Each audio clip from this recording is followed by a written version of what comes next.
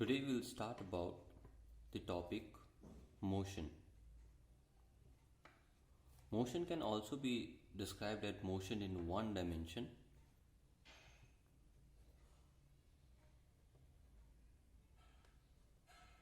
Because we are not learning motion that is relating two dimensions. Okay. Initially we'll begin with what physical quantities are.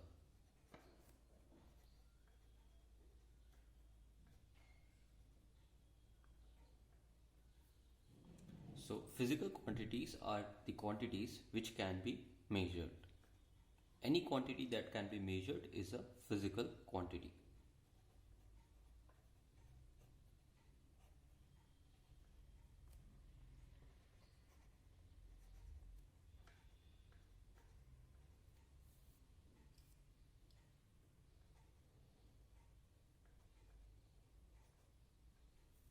Okay. These physical quantities are divided into two subcategories: scalar quantities and vector quantities.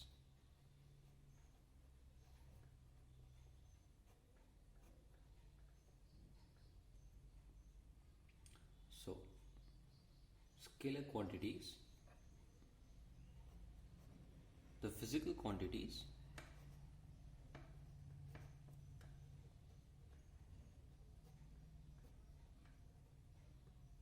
which are expressed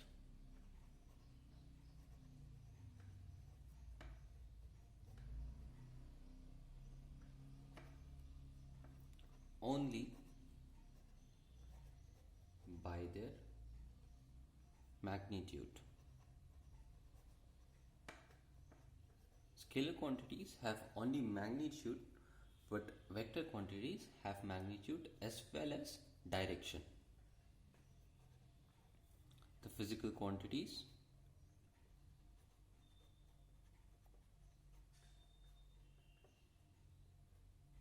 require magnitude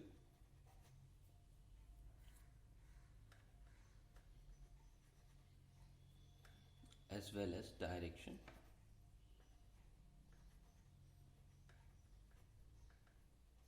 to express them.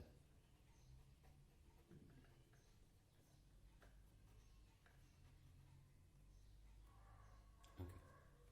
So some examples of scalar quantities are mass, length, time, distance, speed, work, energy, and there are many more like temperature, volume, density, etc. And some examples of vector quantities are displacement,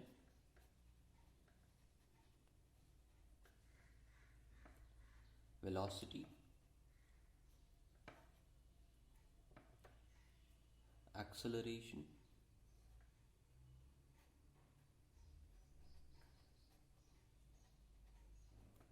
momentum, force, weight, etc. Okay, so these are some scalar and vector quantities. We have defined scalar and vector quantities. This mentioning of scalar quantities and vector quantities will be important when we discuss different topics in the chapter. So let's begin the chapter, the basics of the chapter, with what rest and motion is. So when is a body said to be at rest? A body is said to be at rest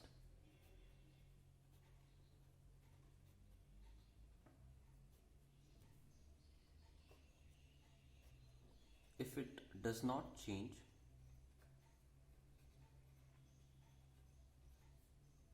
its position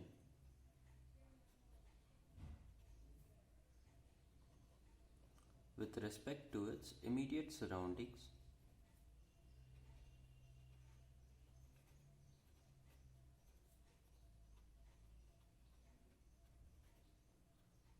A body is said to be at rest.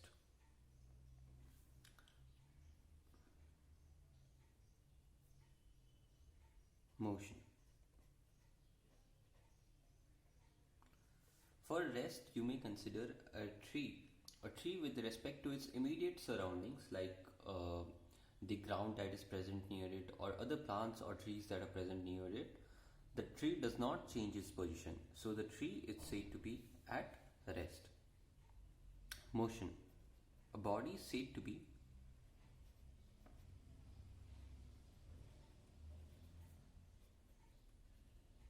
in motion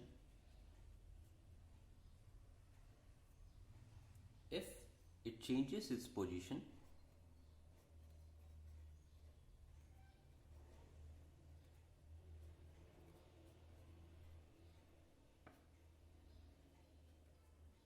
with respect to its immediate surroundings.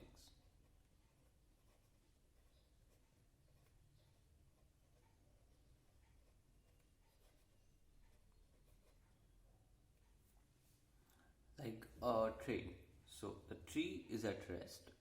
While a train moves, the tree happens to move backwards when you are sitting as a passenger in the train.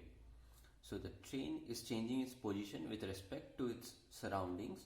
That is why a moving train is said to be in motion.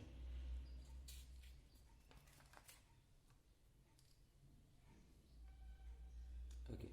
So the chapter we mentioned is motion in one dimension. So what is one dimension and what is two dimensions?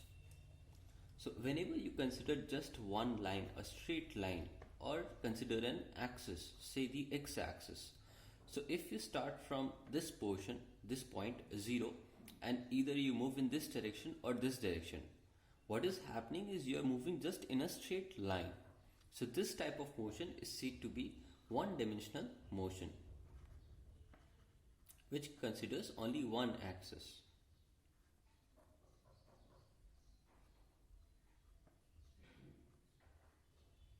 I am mentioning -1 as well because we'll learn about displacement after some time. Displacement can be positive as well as negative. If you take direction,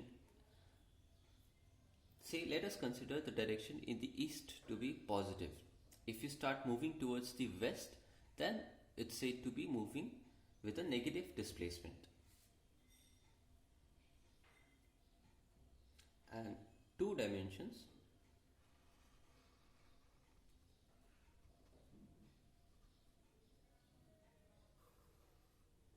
forms a plane. Like this whole paper is a plane, but this line, the corner, the edge is only a line. This line becomes one dimension and this whole paper becomes two dimension. So when we consider xy plane, this is a two dimension.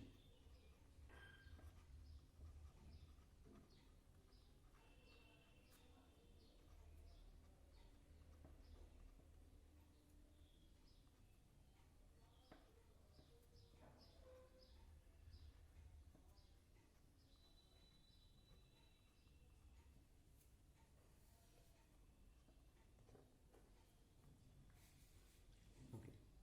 So next we'll learn what distance and displacement is.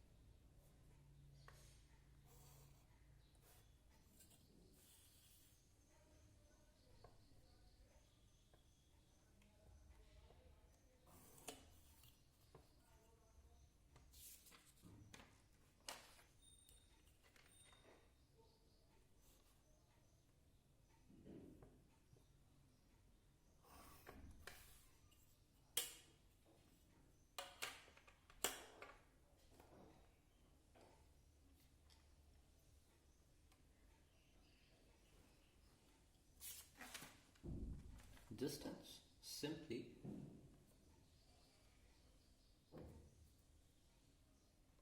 is the total length of path through which a body moves.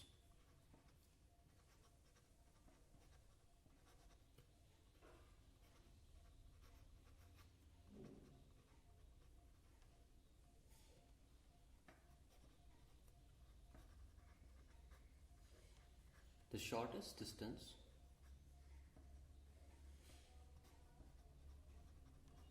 from the initial to the final position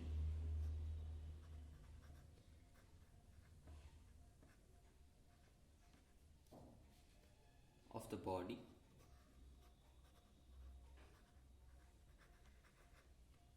is called displacement,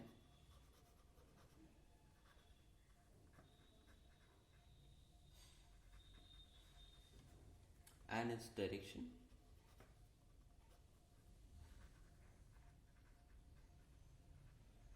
from the initial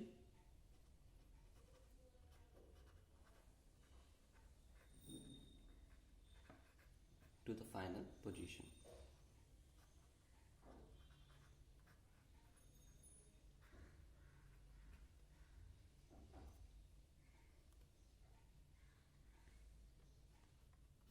It is a scalar quantity.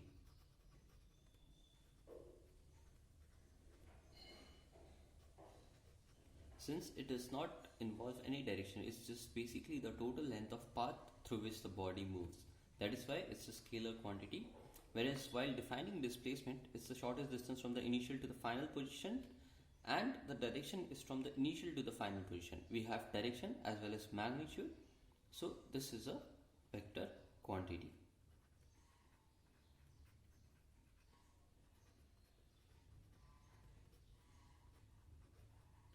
Distance is denoted by S, and displacement, since it is a vector quantity, we denote it by S, and we mark with an arrowhead at the top.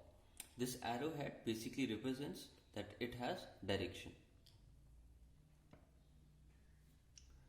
Distance, displacement, their SI unit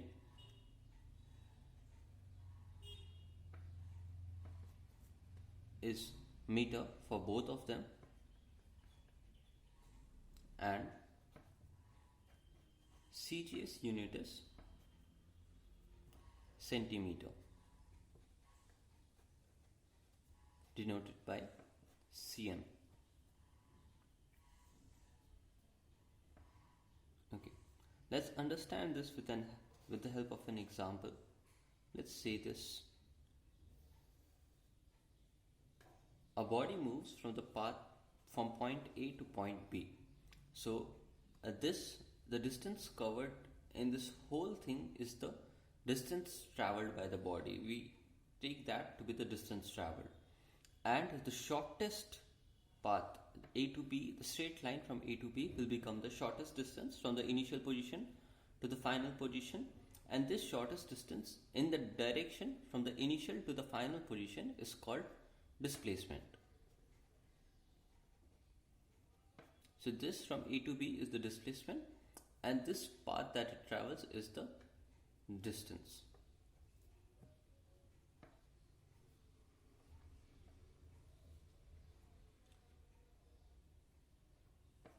The distinction between distance and displacement.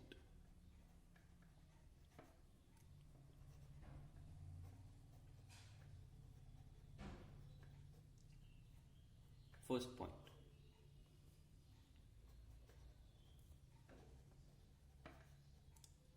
The magnitude of displacement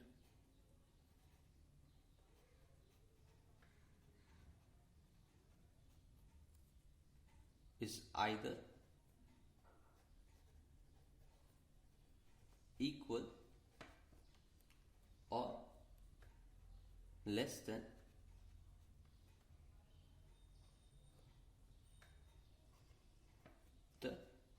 the distance. Consider this example. What is happening is this is the total distance traveled by the body and this is the displacement. So displacement is definitely smaller than the distance traveled in this example. And consider this point. So say a body starts from 0 and reaches till 3 in this particular direction. So distance traveled will become 3 meters and displacement will also become 3 meters. So they might be equal or distance might be greater than displacement. Second point. The distance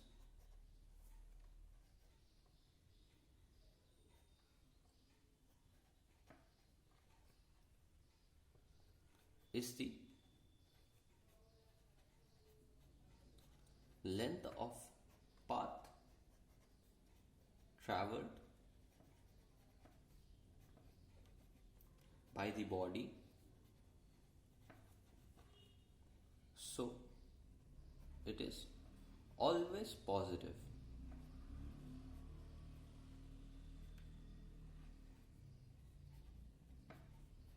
But displacement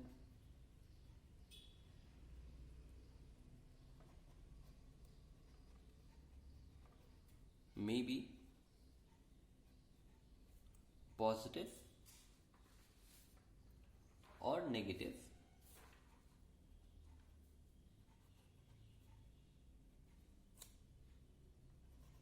depending upon the direction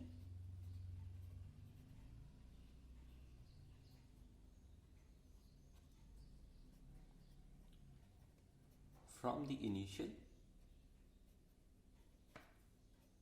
to the final position.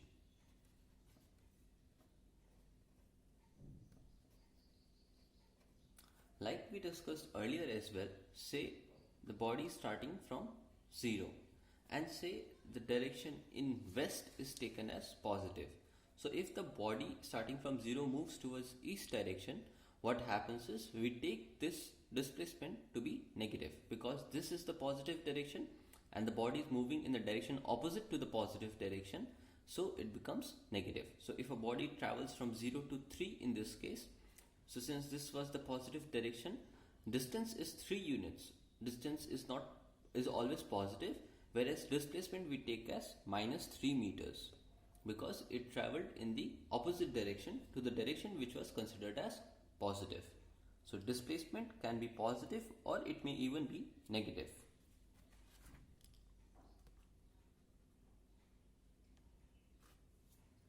Third point of distinction. The displacement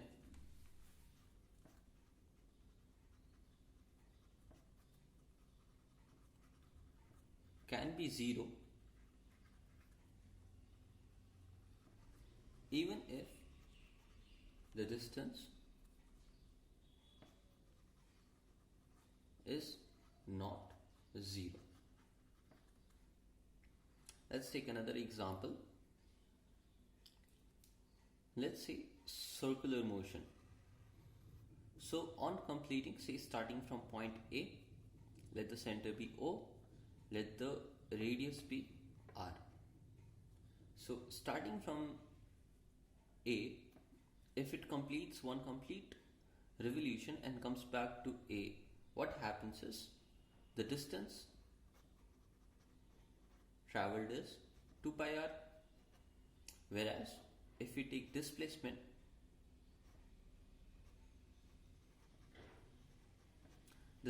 over here is 0 because starting from the initial position the body comes back to its final position, so the displacement becomes 0 because the shortest distance between the initial and the final position is 0.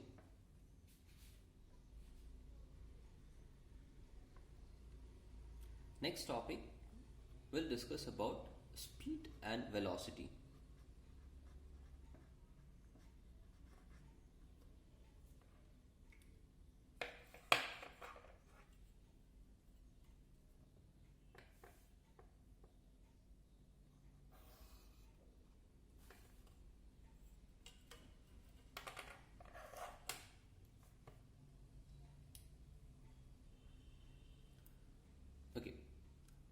You may also remember this as S for speed, S for scalar quantity, V for velocity, V for a vector quantity, to remember which one is scalar and which one is vector.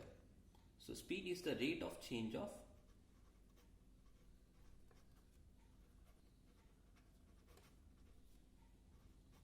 distance with time.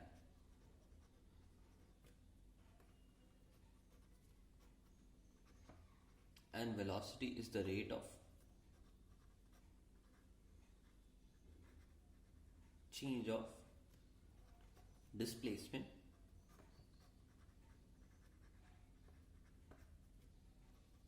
with time. So speed is denoted by V and velocity by V vector, or sometimes even U vector. U we generally use for initial velocity and V we generally use for final velocity.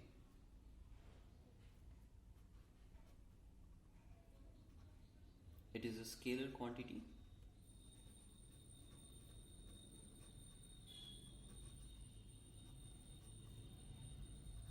It is a vector quantity.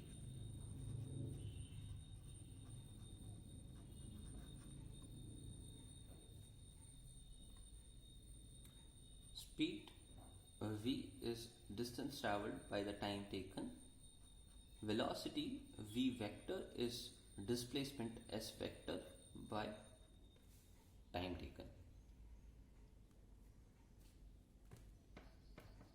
So SI unit is meter per second for both of them.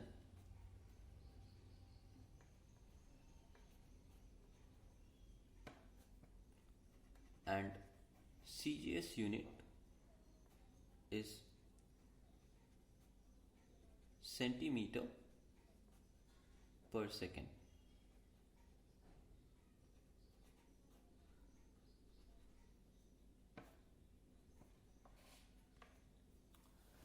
Let's see some definitions relating speed and velocity. So first we'll begin with uniform speed.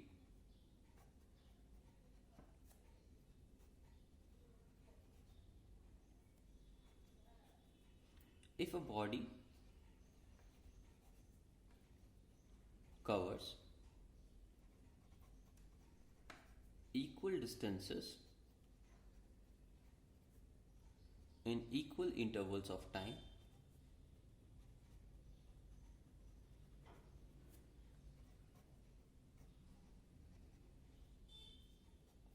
the body is said to be moving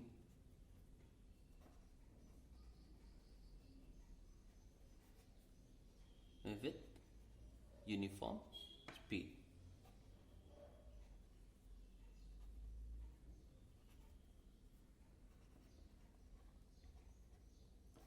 Non-uniform speed.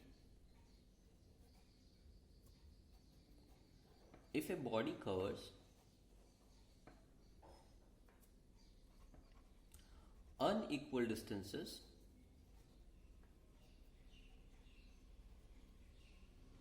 in equal intervals of time,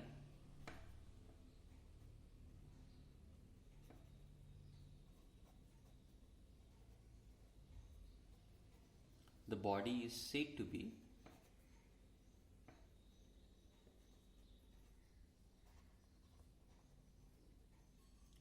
moving with non-uniform speed.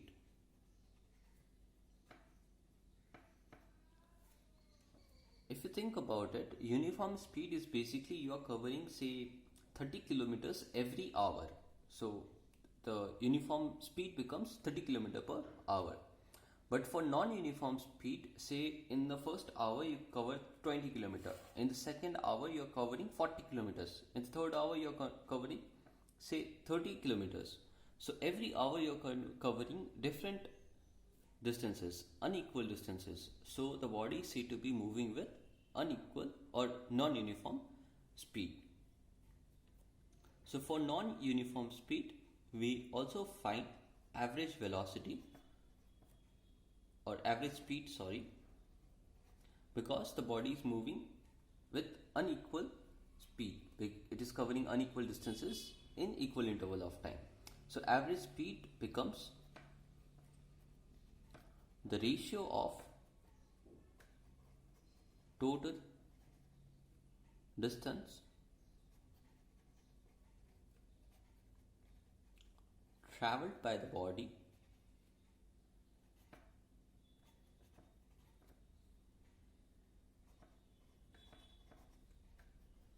to the time taken in the entire journey.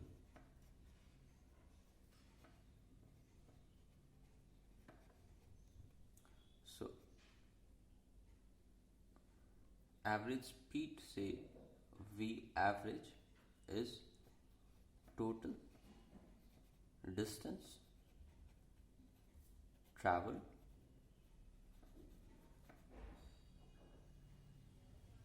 by total time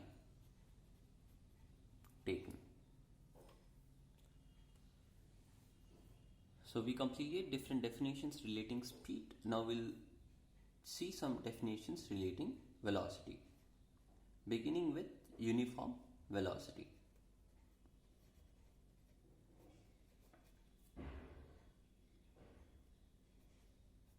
If a body covers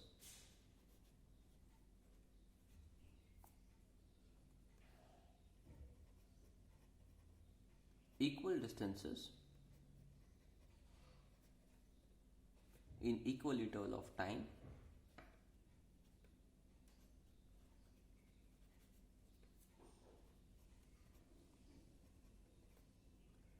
in a fixed direction,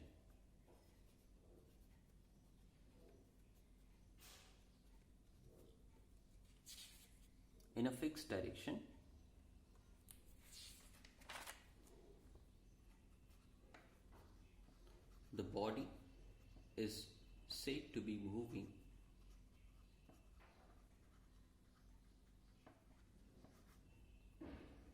with uniform velocity.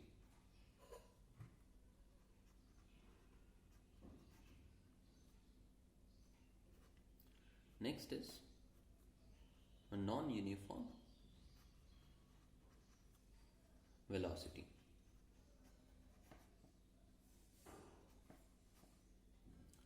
Okay. For uniform velocity in a fixed direction is very important because velocity changes with changing direction. So if a body covers equal distances in equal interval of time but changes direction, then also we say the body is moving with a non-uniform velocity. It will not be moving with uniform velocity. If a body covers unequal distances in equal interval of time,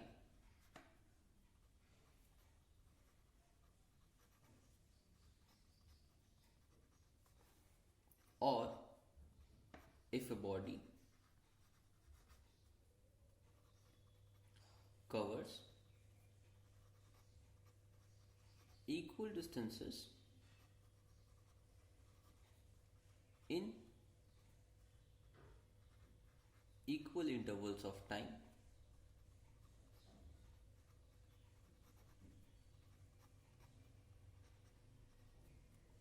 with changing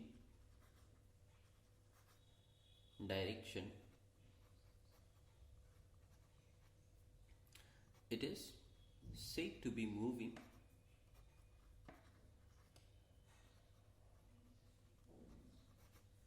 with a non-uniform velocity.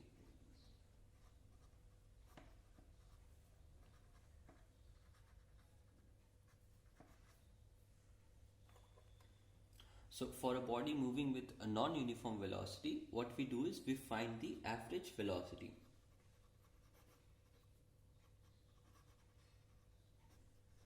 And average velocity is the ratio of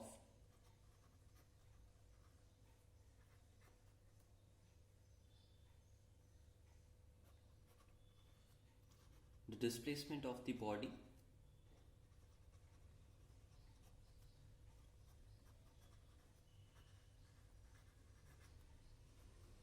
to the time taken in the journey.